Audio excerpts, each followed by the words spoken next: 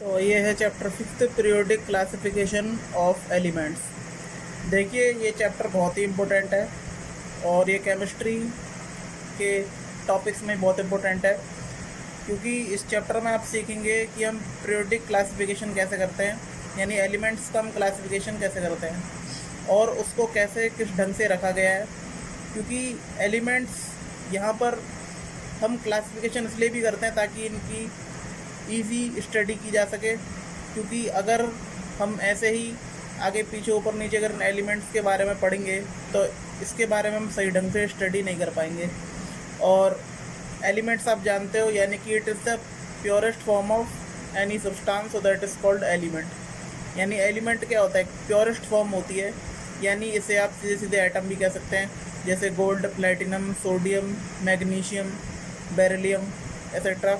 तो यहाँ पे बहुत सारे ऐसी एलिमेंट्स मिलेंगे, और जैसे अभी 118 एलिमेंट्स हैं प्रेजेंट डे में, और 118 एलिमेंट से ऊपर अभी नहीं आए हैं, और ये मॉडर्न पीरियोडिक टेबल में दे रखे हैं 118 एलिमेंट।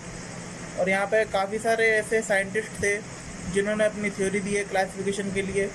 तो ऐसे बहुत सारे साइंटिस्ट हैं जिन्होंने अपनी थ्योरी दी है, लेकिन इस चैप्टर में हम कुछ चंद यानी फेमस ही जो साइंटिस्ट हैं जिनकी थ्योरी इस बुक में दी गई है, तो उसके बारे में हम स्टडी करेंगे। तो ये है सबसे पहले साइंटिस्ट डोबेराइनर, और इन्होंने एक रूल दिया था डोबेराइनर ट्राइड्स, यानी कि क्लासिफिकेशन जो सबसे पहले स्टार्टिंग की थी वो मानते डोबेराइनर ने ही की थी, और इन्होंने सबसे पहले खोज की है, यानी इसको क्लासीफाई हम कैसे कर सकते हैं। तो इस इनके अनुसार यानी के अकॉर्डिंग क्लासिफिकेशन कैसे किया गया, यानी कि फर्स्ट और जो थर्ड एलिमेंट है, जब उनका हम मीन निकालते हैं, यानी कि मास के अकॉर्डिंग, यानी उनके मास का मीन निकालते हैं, तो वो जो मिडल में जो एलिमेंट होगा वो उसके इक्वल आएगा। यानी कि when the elements were written in order of increasing atomic masses, the atomic mass of the middle was the average of the atomic mass of the other two elements। यानी कि जब हम क्या करते हैं कि इनके ट्राइड्स में, यानी जो क्लासिफिकेशन किया था, इनकी टेबल में जितने भी एलिमेंट्स हैं वो इंक्रीजिंग एटॉमिक मासेस के बेस पे रखे गए हैं, यानी बढ़ते क्रम में रखे गए हैं। और अगर जो मिडल एलिमेंट है वो फर्स्ट और थर्ड का मीन होगा। तो यहाँ पे इन्होंने ये बताया था, तो इसको एक एग्जांपल समझ लेते हैं। जैसे कैल्शियम का होता है 40.1, और स्ट्रोंटियम 87.6, और बेरियम 136.3। और अगर हम इनको प्लस करते हैं, यानी फर्स्ट और थर्ड एलिमेंट को, तो सेकंड के मीन के बराबर आएगा, तो यानी इसके एवरेज के बराबर। तो हम देखते हैं यहाँ पे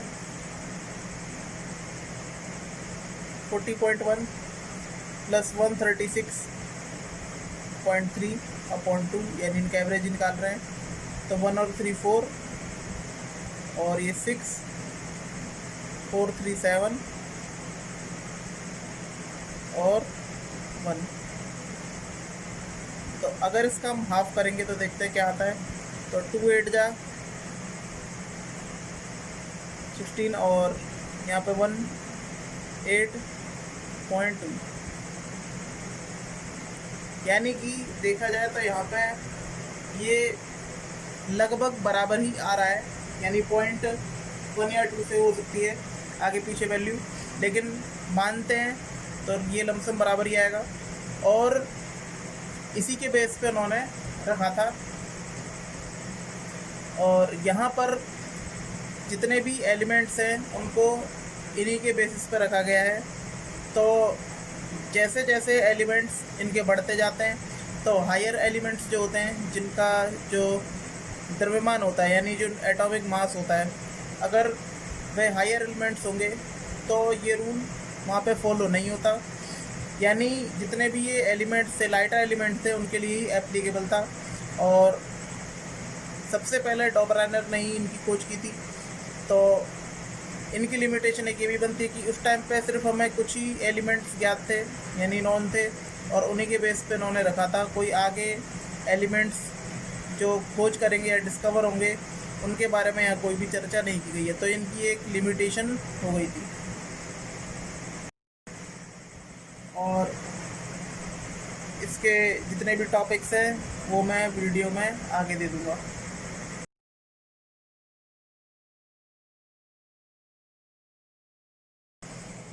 तो नेक्स्ट है इसके बाद न्यूलैंड्स, और इनका लॉ था न्यूलैंड्स लॉ ऑफ ऑक्टेव्स, यानी इसको हिंदी में कहते हैं न्यूलैंड्स का अष्टक नियम। तो यहाँ पर न्यूलैंड्स ने जितने भी एलिमेंट्स थे जो उस टाइम में नॉन थे, तो उन एलिमेंट्स को इंक्रीजिंग एटॉमिक मास के बेस पे रखा गया। और इन्होंने एक और नियम बताया कि जो पहला और आठवां यानी फर्स्ट और एट्थ प्लेस पे जो एलिमेंट्स रखे हैं उनकी केमिकल प्रॉपर्टी और फिजिकल प्रॉपर्टी सेम होगी और इंक्रीजिंग एटॉमिक मास के बेस पे भी होंगे। तो इसको हम टेबल को देख के हम समझेंगे कि इसमें कैसे कैसे इनको व्यवस्थित किया था। तो कुछ इस प्रकार टेबल थी है। Hydrogen, lithium, gallium, boron, carbon, nitrogen, oxygen, ऐसे बहुत सारे यहाँ पे एलिमेंट्स हैं। तो यहाँ पे फर्स्ट और एट्थ एलिमेंट, यानी अगर हम मान लीजिए लिथियम से देखते हैं तो लिथियम के बाद अगर हम गिनते हैं 8 तक, यानी 1 2 3 4 5 6 7 और 8, तो फर्स्ट और जो एट्थ एलिमेंट है इनकी केमिकल प्रॉपर्टी और फिजिकल प्रॉपर्टी सेम होंगी। तो इसके बेस पर रखा था एलिमेंट्स का क्लासिफिकेशन। और यहाँ पर इसकी एक लिमिटेशन भी थी। तो लिमिटेशन की क्या क्या है कि जैसे जो रूल था ये सिर्फ कैल्शियम तक ही लागू था, यानी कैल्शियम तक ही एप्लीकेबल था। और जो ऑक्टेव रूल्स था वो सिर्फ लाइटर एलिमेंट्स के लिए एप्लीकेबल था, और जितने भी न्यू एलिमेंट्स थे वो इसमें फिट नहीं हो पा रहे थे। तो ऐसे इसकी बहुत सारी समस्या थी इसकी टेबल्स की। तो इसके बारे में जितने भी टॉपिक्स हैं वो मैं वीडियो में आगे दे दूँगा।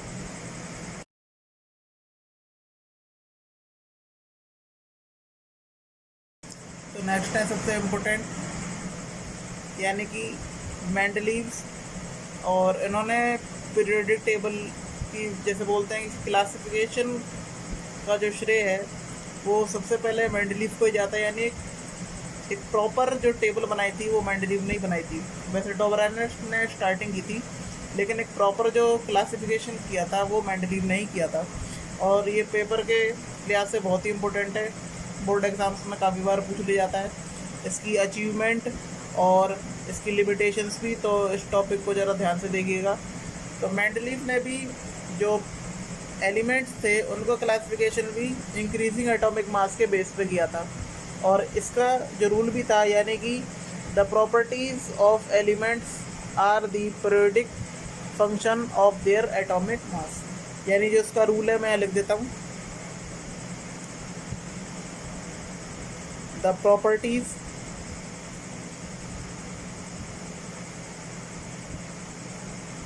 of elements are the periodic function of their atomic mass। और बहुत सारी इसकी खास बात थी, जैसे मेंडलीव ने यानी कि इंक्रीजिंग एटॉमिक मास के बेस पे भी रखा था, और केमिकल प्रॉपर्टी का भी इसने बेस किया था। और इसमें इस टेबल में जो वर्टिकल कॉलम थे उन्हें कहा गया ग्रुप्स, और जितने भी हॉरिजॉन्टल रोज थी उन्हें कहा कि पीरियड्स। तो यानी कि यहाँ पे ग्रुप और पीरियड्स के बारे में हमें जानकारी मिली। और यहाँ पे काफ़ी सारे एलिमेंट्स की खोज हुई और यहाँ पे क्लासिफिकेशन भी की गई थी, यानी कि एलिमेंट्स किस तरह ऑक्सीजन के साथ रिएक्ट करके ऑक्साइड्स बनाते हैं या फिर हाइड्राइड्स बनाते हैं। तो काफ़ी सारी इसमें ऐसी चीज़ें थी और इसकी अचीवमेंट भी थी, यानी कि एलिमेंट्स जो थे जिनकी केमिकल प्रॉपर्टी और फिजिकल प्रॉपर्टी सेम है उनको एक ही बॉक्स में रखा गया, और कुछ इनमें गैप्स भी दिए गए, यानी जो भी एलिमेंट्स अनडिस्कवर थे उनके लिए जगह छोड़ी गई थी, और जो नोबल गैसेस थे उनके लिए अलग ही यहाँ पे एक कॉलम बनाया गया था। तो बहुत सारे ऐसी अचीवमेंट थी जो मेंडलीफ की थी। मेंडलीफ की पीरियोडिक टेबल की भी और भी कुछ खास बातें हैं, जैसे जो अनडिस्कवर एलिमेंट थे या डिस्कवर होने वाले हैं, तो जो खाली बॉक्स छोड़ा गया था तो उनके जो नेम जो है उनके आगे लगा देते थे ए का, यानी कि जैसे सिलिकॉन जर्मेनियम की खोज हुई तो उसे नाम बना दिया गया ए का सिलिकॉन, ए का जर्मेनियम। तो ए का सिलिकॉन, ए का जर्मेनियम, जो ए का है एक प्रीफिक्स की तरह है, और ये नाम जोड़कर उसको टेबल में रख दिया जाता था। और बहुत सारी इसकी खास बातें थी, और जितने भी कैल्कोजन हैं और उनको भी अलग रखा गया। जैसे मैंने बताया कि जो नोबल गैस थी उनको भी एक अलग रखा गया, और बहुत सारी इसकी खास बात थी, और इसकी लिमिटेशंस भी थी। जैसे यहाँ पर हाइड्रोजन को इसने फर्स्ट नंबर पर रखा, लेकिन उसको क्लासिफाई नहीं कर पाया, क्योंकि इसने बोला था कि इंक्रीजिंग एटॉमिक मास के बेस पे रखा है जितने भी एलिमेंट्स हैं। लेकिन हाइड्रोजन के तो 3 आइसोटोप्स होते हैं, और यानी कि प्रोटियम, ड्यूट्रियम और टाइट्रियम, और इसकी वजह से वो एक फिक्स नहीं रख पाया उसका प्लेस हाइड्रोजन का, क्योंकि यहाँ पे उनके जो एटॉमिक मास हैं वो अलग अलग हैं, और उसको एक ही बॉक्स में रख दिया गया। तो इसलिए यहाँ इसकी थ्योरी फेल हो जाती है, और आइसोटोप्स के जितने भी एलिमेंट्स थे उनका भी कोई प्लेस नहीं रखा गया। और एटॉमिक मास जो था, जैसे कोबाल्ट निकेल है, तो कोबाल्ट और निकेल ये एक ऐसा इसका लिमिटेशन थी जिसमें जो एटॉमिक मास थे उसको आगे पीछे रख दिया गया, यानी कि जिसका ज़्यादा था एटॉमिक मास उसको रख दिया आगे, और जिसका कम था उसे रख दिया पीछे। तो कोबाल्ट निकेल की भी इसकी काफ़ी प्रॉब्लम थी। तो लिमिटेशंस भी इसकी याद रखनी बहुत ज़रूरी है, और अचीवमेंट भी, और ये मैं वीडियो में आगे दे दूँगा।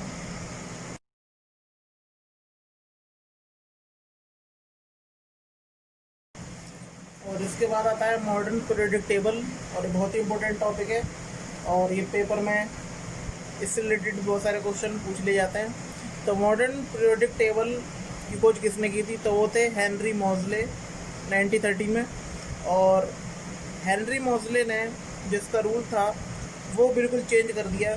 जैसे मेंडलीफ ने इंक्रीजिंग एटॉमिक मास के बेस पे रखा था, और ऐसे ही हेनरी मोज़ले ने अब की बार एटॉमिक मास नहीं, अब का एटॉमिक नंबर लिया, और जितने भी उसके केमिकल और फिजिकल प्रॉपर्टीज़ थी किसी भी एलिमेंट्स की, तो वो बेस रखा उसका एटॉमिक नंबर, और एटॉमिक नंबर की वजह से यहाँ पे काफ़ी सारी प्रॉब्लम सॉल्व भी हो गई।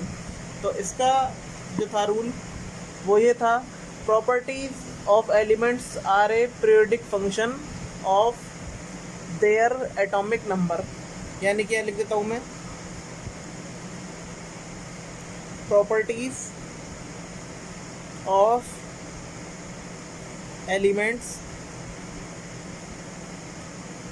are a periodic function of their atomic number। और इसमें जो इसकी स्पेसिफिकेशन है, जैसे 18 वर्टिकल कॉलम थे जिन्हें हम ग्रुप बोलते थे, और यहाँ पे 7 हॉरिजॉन्टल रोज है जिसे हम बोलते हैं पीरियड्स। तो यहाँ पे 18 ग्रुप है और 7 पीरियड्स है। और यहाँ पर अगर हम डाउन द ग्रुप जाते हैं तो शेल्स इंक्रीज होती है, यानी कि एक एक्स्ट्रा शेल उसमें ऐड हो जाता है, और उसका साइज़ भी बड़ा होता है, और उसका एटॉमिक मास भी। और जितने भी यहाँ पर पर्टिकुलर एलिमेंट्स हैं और उनको जो रखा गया है इस टेबल में, वो उनकी रिएक्टिविटी के बेस पे भी रखा गया है।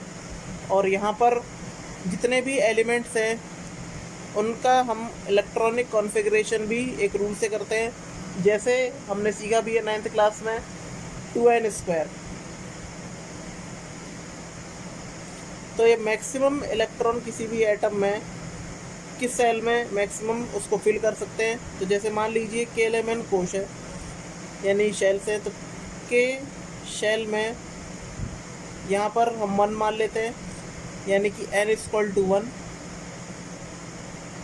तो यहाँ पर 2 × 1 का स्क्वायर, तो ये हो जाता है हमारा 2 × 1 यानी 2। और ऐसे ही जब n=2 लेते हैं तो ये हो जाता है 2 × 2 का स्क्वायर यानी कि 2 × 4 और 2 4 जा 8।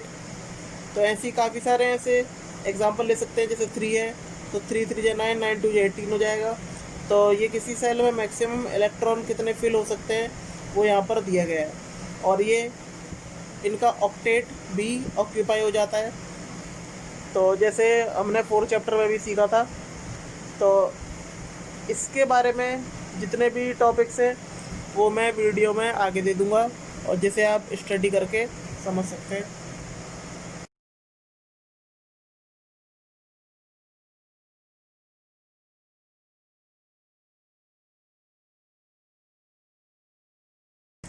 तो यहाँ पर नेक्स्ट टॉपिक है मॉडर्न पीरियोडिक टेबल से रिलेटेड। तो trends in the modern periodic table. तो यहाँ पे इसमें सबसे पहले आता है ट्रेंड्स में वैलेंसी। तो ये आप सीख चुके हैं 9th क्लास में भी, यानी कि number of valence electron present in the outer most shells.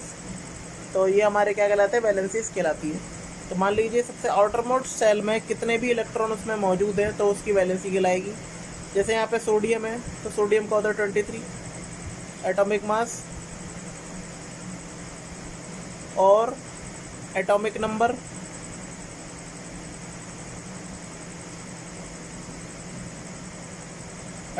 होता है इसका 11। और यहाँ पर 11 के साथ यहाँ पे जो इसका इलेक्ट्रॉनिक कॉन्फ़िगरेशन होगा तो वो होगा 281। तो यहाँ पर 281 है यानी कि ये प्रोटॉन है और यहाँ पे मैंने 3 शेल्स बना दिए हैं। तो फर्स्ट सेल में मान लीजिए 2 इलेक्ट्रॉन है क्योंकि 2n² के रूल से ये मैंने इसको फिल किया, यानी फर्स्ट शेल में 2 और फिर 8 और यहाँ 2 8 प्लस के तो 10 आ रहा, तो 11 में से 10 के तो 1 बचा इलेक्ट्रॉन, तो वो यहाँ लिख दिया। और दूसरे शेल में 8 यानी 1 2 3 4 5 6 7 8 और लास्ट में 1। तो जो आउटर मोस्ट सेल में जितने भी इलेक्ट्रॉन होते हैं वो उसके क्या कहलाते हैं, वैलेंसी कहलाती है। ये वैलेंस शेल इलेक्ट्रॉन भी होते हैं। तो ऐसे बहुत सारे एग्जांपल है, जैसे मैग्नीशियम का होता है 12, तो उसमें आउटर मोस्ट इलेक्ट्रॉन 2 होंगे। और ऐसे बहुत सारे एग्जांपल आप खुद भी ले सकते हैं। तो ये वैलेंसी कहलाती है। और इसी के बेस पे एटॉमिक साइज भी है, यानी atomic size refers to radius of an atom, यानी कि जिसकी रेडियस ज़्यादा होगी तो उसका एटॉमिक साइज बड़ा होगा और जिसकी रेडियस स्मॉल होगी उसका एटॉमिक साइज भी छोटा होगा। तो अगर हम एटॉमिक साइज की बात करें तो जब हम लेफ़्ट से राइट जाते हैं मॉडर्न पीरियोडिक टेबल में तो जो उसका साइज़ है वो छोटा हो जाता है क्योंकि उसमें न्यूक्लियर चार्ज बढ़ जाता है, यानी प्रोटॉन और इलेक्ट्रॉन के बीच का जो फोर्स ऑफ अट्रैक्शन है वो इंक्रीज़ हो जाता है और जिस कारण उसका जो साइज होता है एटम का वो छोटा हो जाता है, यानी प्रोटॉन का साइज़ बड़ा हो जाता है। ये मान लीजिए नंबर ऑफ़ प्रोटॉन्स ज़्यादा हो जाते हैं। तो जैसे नंबर ऑफ़ प्रोटॉन्स अगर इंक्रीज़ होंगे तो इलेक्ट्रॉन पे वो इफ़ेक्टिव न्यूक्लियर चार्ज होगा और वो जो एलिमेंट्स होता है वो समझ लीजिए श्रिंक हो जाता है, सिकुड़ जाता है और उसका साइज छोटा हो जाता है। और अगर हम डाउन द ग्रुप की बात करें तो डाउन द ग्रुप जाने पे एटॉमिक साइज़ बढ़ता है क्योंकि एक्स्ट्रा शेल ऐड हो जाते हैं और जिस वजह से उसकी एटॉमिक रेडियाई इंक्रीज़ हो जाती है और जिससे उसका एटॉमिक साइज़ भी इंक्रीज़ हो जाता है। तो उसमें काफ़ी सारी ऐसी स्पेसिफिकेशन है और ये भी मैं वीडियो में आगे दे दूँगा।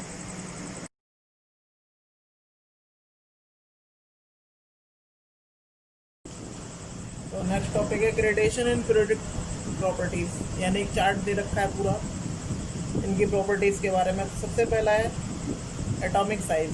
यदि हम यहाँ पे सीरियल नंबर प्रॉपर्टी इसकी क्या होगी, मतलब किस प्रॉपर्टी के बेस पर रखा गया है, और वेरिएशन अक्रॉस पीरियड यानी कि पीरियड्स के साथ इनमें क्या वेरिएशन आता है उसका कारण, और ऐसी ग्रुप में वेरिएशन क्या आता है और उसका यहाँ पे कारण। तो सबसे पहला है एटॉमिक साइज।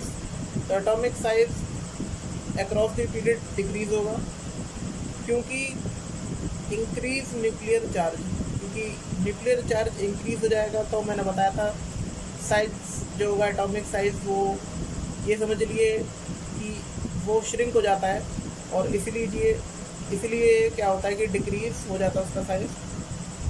और वेरिएशन अलोंग ग्रुप यानी ग्रुप के साथ वो इंक्रीज हो जाता है, क्योंकि बताया था मैंने कि एडिशन हो जाता है न्यू सेल्स का, और डिस्टेंस काफ़ी बढ़ जाती है प्रोटॉन और इलेक्ट्रॉन के बीच, और इसीलिए उनका जो साइज़ है वो इंक्रीज हो जाता है। ऐसे ही है मेटेलिक करैक्टर, और मेटेलिक करैक्टर डिक्रीज होगा क्योंकि मेटेलिक करैक्टर का मतलब यही है जो आसानी से इलेक्ट्रॉन लूज़ कर देते हैं, तो वो होते हैं मेटेलिक करैक्टर।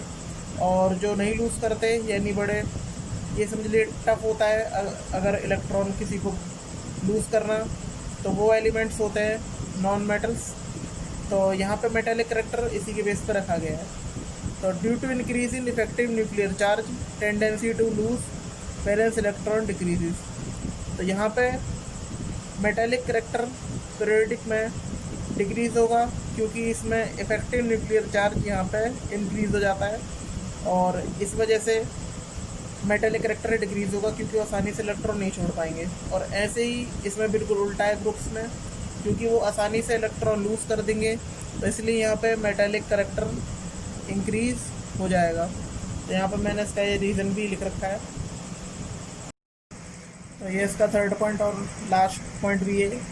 तो यहाँ पे जो नॉन मेटेलिक करैक्टर है तो वो इंक्रीज़ होगा इलेक्ट्रोनेगेटिविटी वजह से, क्योंकि यहाँ पे मैंने बताया था कि इफेक्टिव न्यूक्लियर चार्ज जब बढ़ जाएगा अलोंग द पीरियड, तो इलेक्ट्रॉन को लूज़ करना बहुत ही कठिन हो जाएगा, और इस वजह से नॉन मेटेलिक करैक्टर डिक्रीज हो जाएगा क्योंकि आसानी से इलेक्ट्रॉन लूज़ नहीं कर पाएंगे।